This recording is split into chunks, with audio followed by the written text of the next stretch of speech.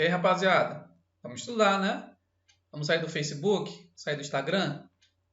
O tema da aula de hoje é Conjuntos Numéricos, parte 2, o retorno. Recapitulando o que foi visto na aula passada, eu trago aqui a representação real dos números, onde eu tenho esta reta, chamada a reta real, e nós colocamos todos os números estudados aqui. Já foi comentado que essa reta possui infinitos pontos, e para cada ponto nós associamos a um número real. Se nós formos aproximando uma lupa sobre essa reta, nós iremos ver números cada vez mais próximos, e é infinita a quantidade de números que conseguimos ver. Também trabalhamos na última aula essa inclusão dos conjuntos, onde nós temos o conjunto dos números reais englobando todos eles. Nós iniciamos a aula com o conjunto dos números naturais. Esse, por sua vez, estão contido no conjunto dos números inteiros, que, por sua vez, está contido no conjunto dos racionais, que, unido com o conjunto dos irracionais, forma todo o conjunto dos números reais. Maior do que esse conjunto, somente o conjunto dos números complexos, mas esse é um assunto somente para o terceiro ano do ensino médio. Ok, vamos então agora detalhar alguns aspectos sobre o conjunto dos números racionais e, mais especificamente, trataremos também de intervalos reais. Então vamos lá. O conjunto dos números racionais foi definido então como um conjunto formado a partir de divisões entre números inteiros, onde o denominador é diferente de zero.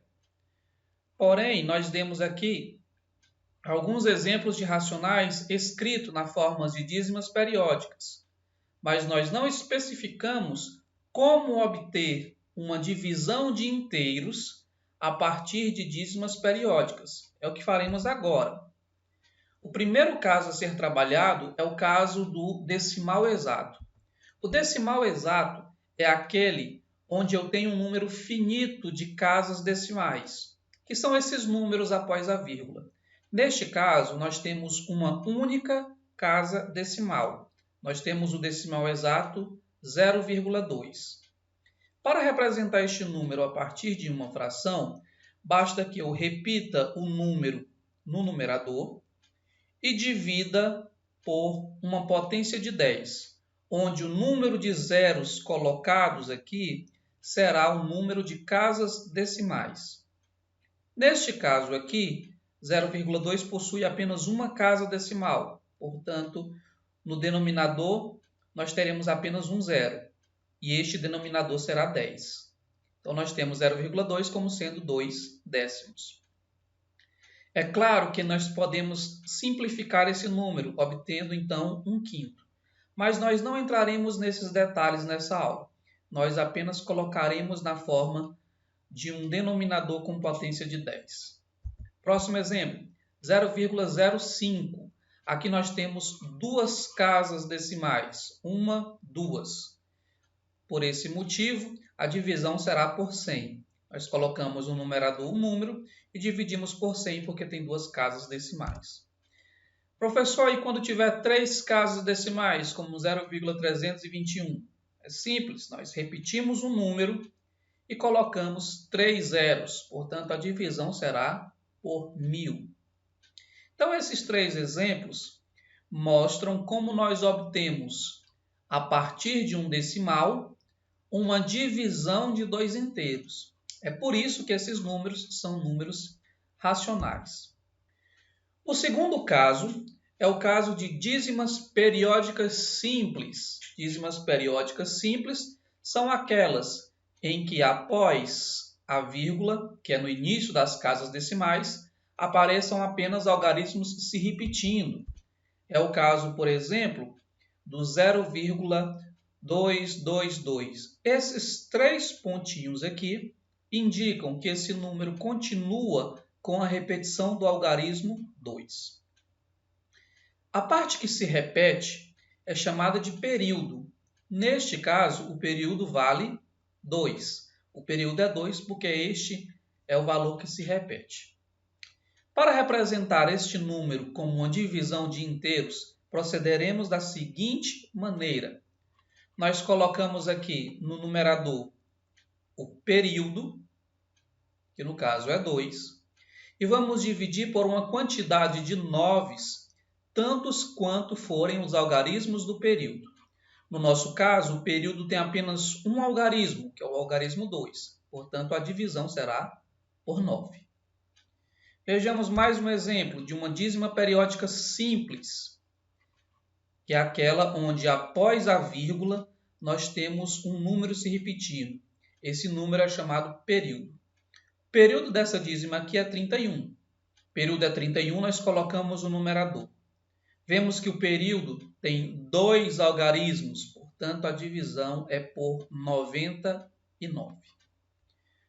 Professor, e quando o período tem 3 algarismos, como é o caso do item C, nós temos que o período, após a vírgula, 123, 123, 123. E os 3 pontinhos aqui indicando que essa repetição continuará infinitamente. Vamos lá, olha para o período, 123. Coloca o período no numerador. Quantos algarismos tem o período? Tem 3 algarismos. Portanto, o número de 9 aqui será composto por 3 9s. Vamos fazer um tira-teima? Você pegará a calculadora, irá dividir 2 por 9 e conferir se o resultado dá exatamente esse. 31 por 99, conferir a resposta. 123 por 999, também confere a resposta. Ok, o primeiro caso foi o decimal exato. O segundo foi a dízima periódica simples, que é aquela onde o período começa logo após a vírgula. E agora trataremos da dízima periódica composta, que é aquela onde após a vírgula não começa o período. Após a vírgula vem uma parte que nós chamaremos de antiperíodo. E só depois do antiperíodo é que virá o período. Vamos exemplificar. Aqui nós temos o número 0,322 e uma repetição de 4. Olha os 3 pontinhos indicando que se repete infinitamente. O período é só o 4 que está se repetindo. O antiperíodo é aquilo que vem após a vírgula, mas não se repete, que no caso é o 32. Pois bem, esse antiperíodo será representado a partir de zeros e o período implicará a quantidade de 9s. Tá? Vamos já explicar mais detalhadamente isso. O procedimento para a realização de uma dízima periódica composta é o seguinte. No numerador, nós juntamos o período com o antiperíodo. No caso, 324. Depois nós retiramos, subtraímos o antiperíodo, que é a parte que não se repete, 32. Dividido por... Olha quantos algarismos tem um período. O período tem apenas um algarismo, então será responsável por 9. O antiperíodo, que é a parte não periódica, tem 2 algarismos. 32 tem 2 algarismos, então é responsável por 2 9s. Depois você faz a subtração de 324 por 32 e obtém então 292 sobre 900. E assim nós obtemos uma divisão de inteiros que resulta numa dízima periódica composta. Próximo exemplo, vamos lá. Identificou o número, vê o antiperíodo, que é a parte não periódica, e observa o período. O antiperíodo tem 3 algarismos e o período tem apenas 2. Então vamos lá para o procedimento. Eu junto tudo, o não periódico com o periódico. Então ficará o número 12.365. Aqui está ele. Menos a parte não periódica, que é o que está em verde, 123. Dividido por... Observo que o período tem 2 algarismos, então vai ser por 99. Observo que o antiperíodo tem 3 algarismos, então coloco 3 zeros. Realizando a subtração em cima, 12.365 menos 123 dá 12.242. Dividido então por 99.000. Mais um exemplo. Item C.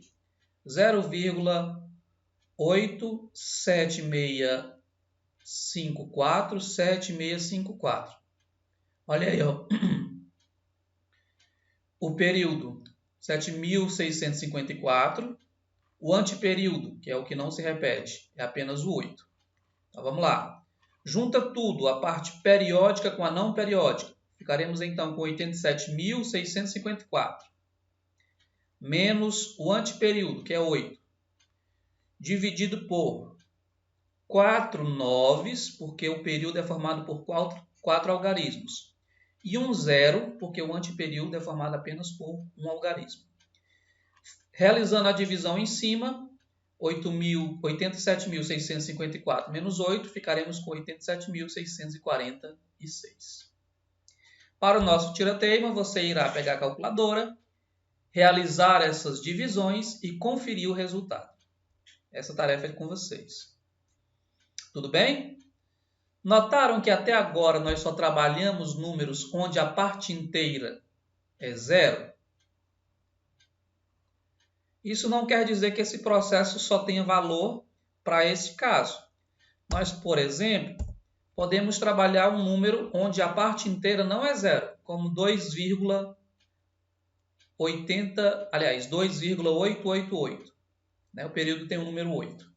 Então, o que eu faço? Eu separo a parte inteira da parte decimal. Aqui, ó. 2 mais 0,8888. Repito, 2. E essa parte decimal eu converto igual aos exemplos anteriores. Vamos lá? 2 é a parte inteira. 8 é o período dividido por um único 9, porque o período tem um único algarismo. Depois eu realizo essa soma, onde eu tenho o 2 somado com a fração 8 nonos.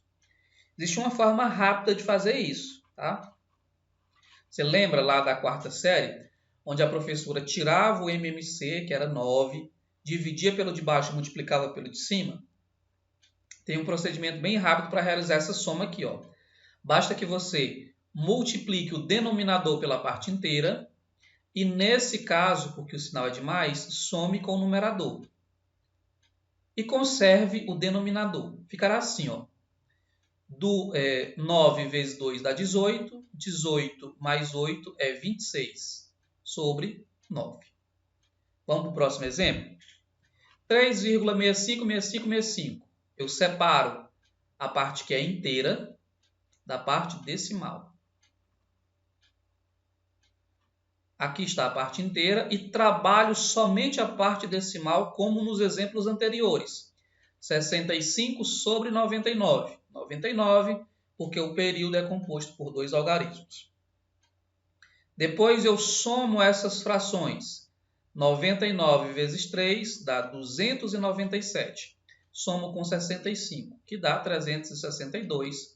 E conservo o denominador, que é 99. Próximo exemplo.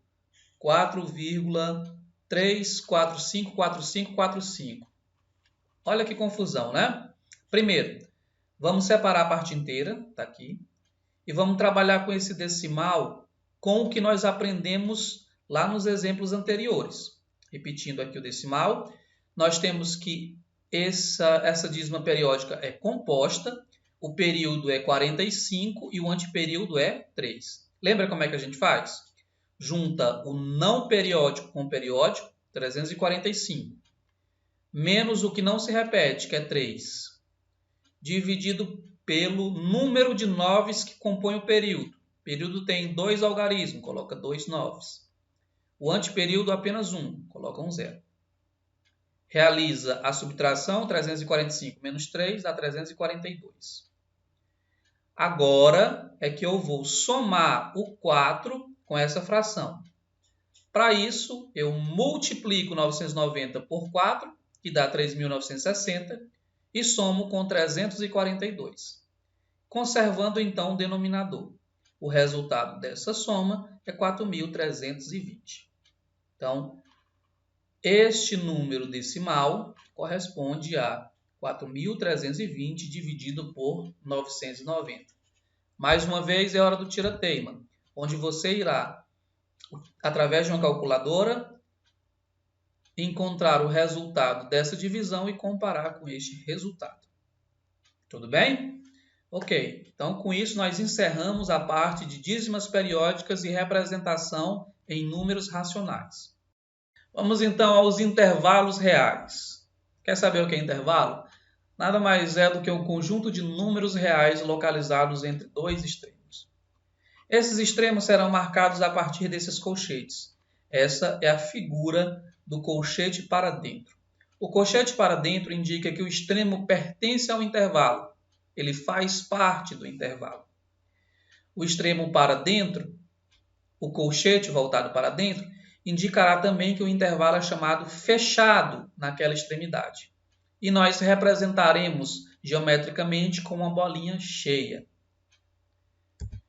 Já quando o colchete é voltado para fora, tem as pernas voltadas para fora, será um indicativo de que o extremo não pertence ao intervalo.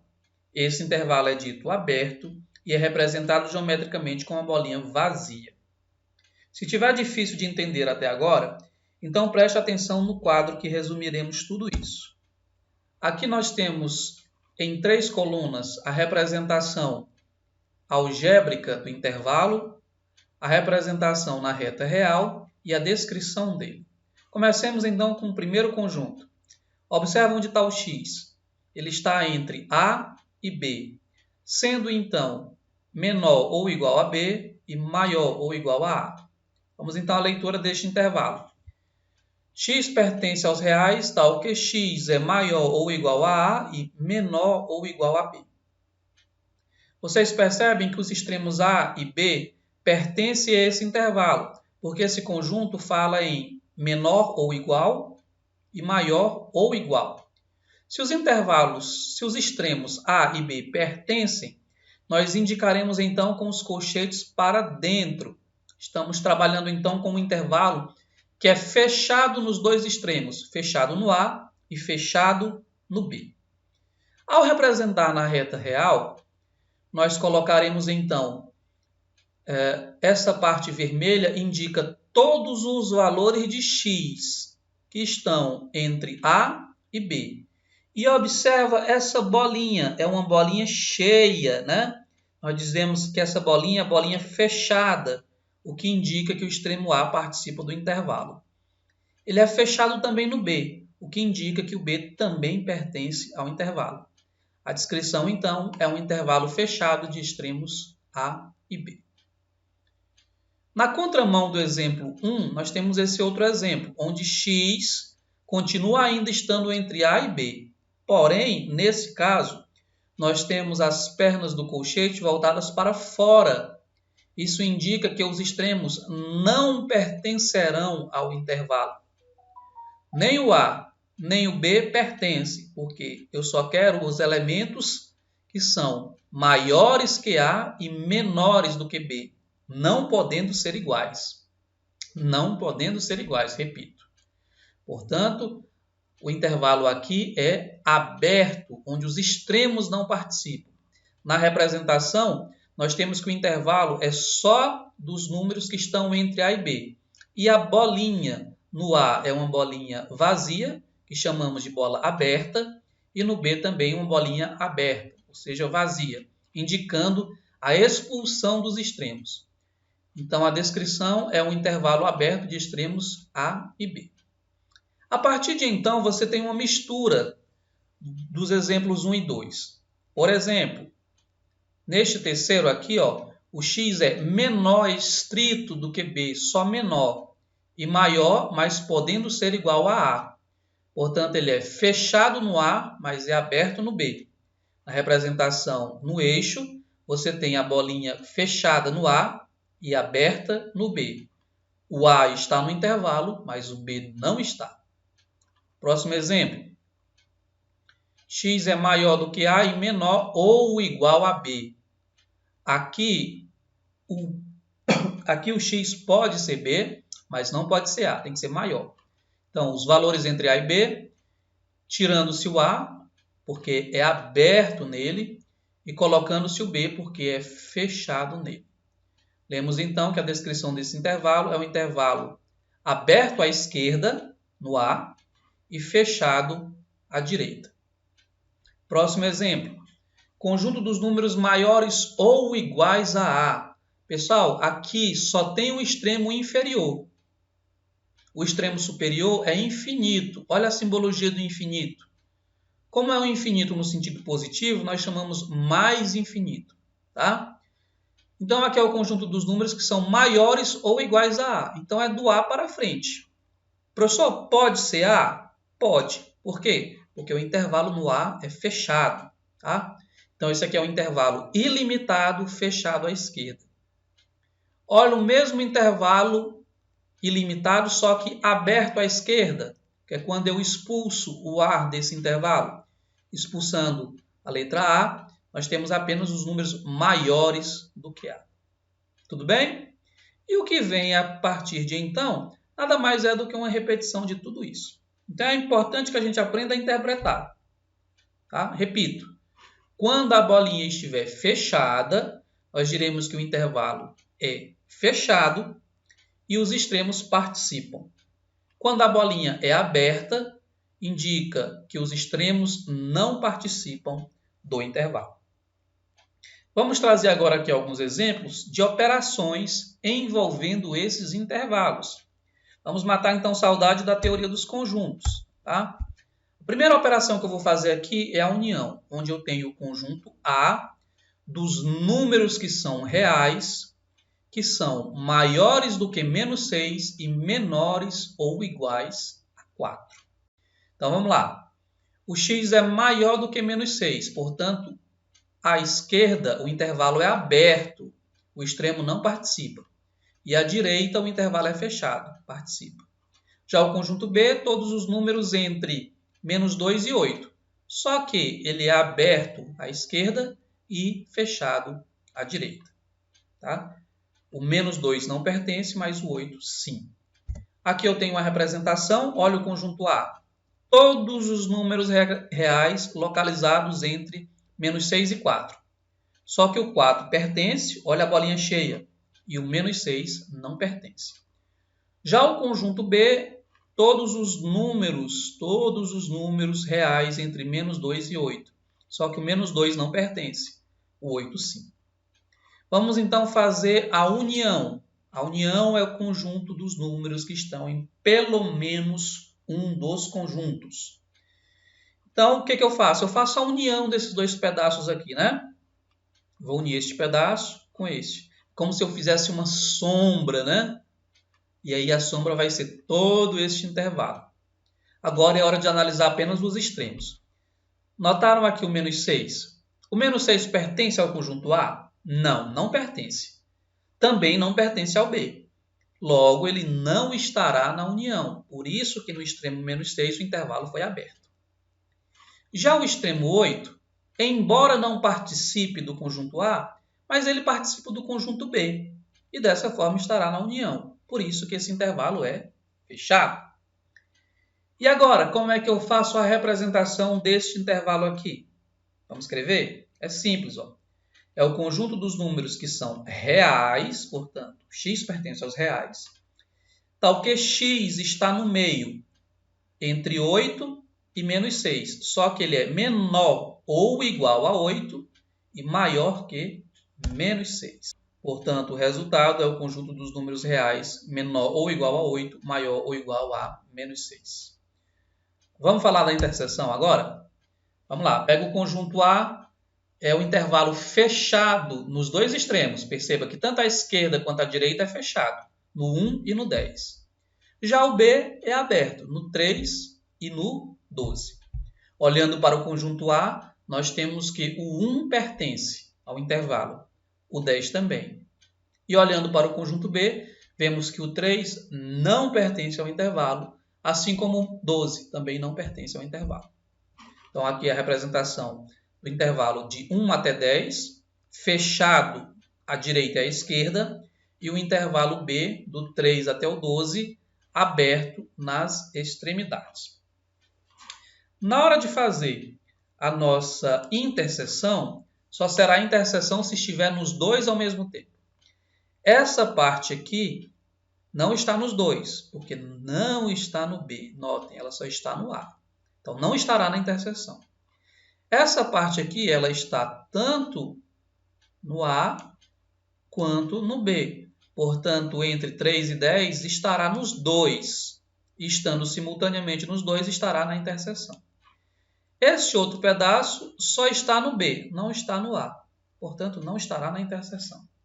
Então, nós temos essa interseção sendo o intervalo entre 3 e 10. Agora é hora de analisar os extremos. O 3 pertence ao A, porém ele não pertence ao B.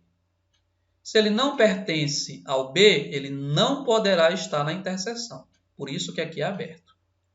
Já o 10, ele está tanto no A quanto no B. Logo estará na interseção. E por esse motivo aqui é fechado.